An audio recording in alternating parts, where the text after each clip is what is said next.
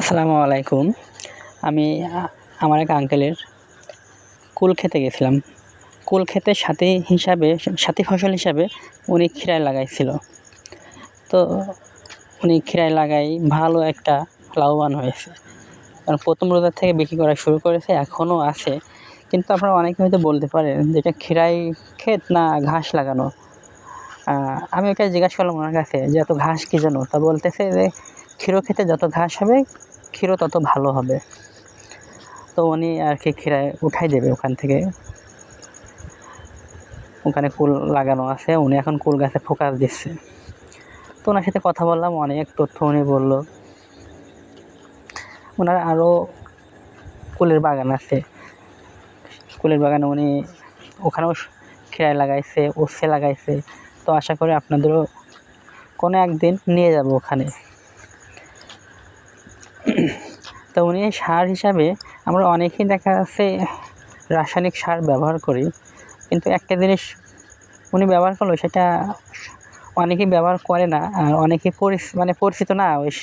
সেটা সার বললে ভুল হবে, সার না, কিন্তু এটা ওই যে আপনার সর্ষের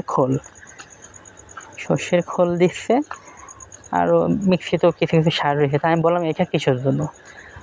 তা উনি বললো যে খোল দিলে নাকি যে কুলের কালার বা ফলের কালার সৌন্দর্য বৃদ্ধি করে আর কি। তো আসলে মানুষের সাথে কথা না বললে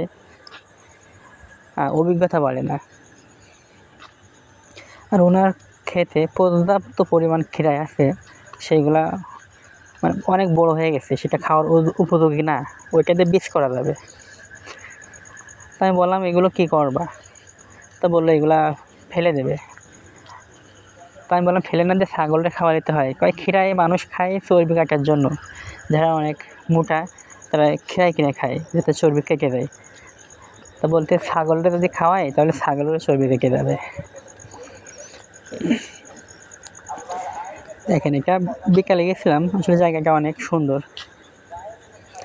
ওনার সাথে কথা বলছিলাম আর কিছু তথ্য নেওয়ার করছিলাম, কিন্তু ওনার থেকে ডাইরেক্টলি কথা বলার আর কি অনেক গ্যাপ দিয়ে কথা বলছিল। তো ভাবলাম এটা দেওয়ার দরকার নেই, আমি নিজেই ভয়েস দিই। তো দেখতেছেন উনি সার দিচ্ছে আর কি।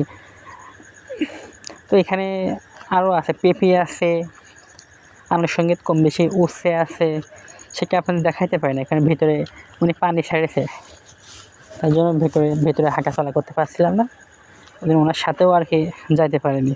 তো যাই হোক দর্শক, যতটুকু হয়েছে আপনারা অবশ্যই ভিডিওটা সম্পূর্ণ দেখবেন, আমার পাশে থাকবেন, সাপোর্ট করবেন, এতটুকু আশা করি আপনাদের থেকে।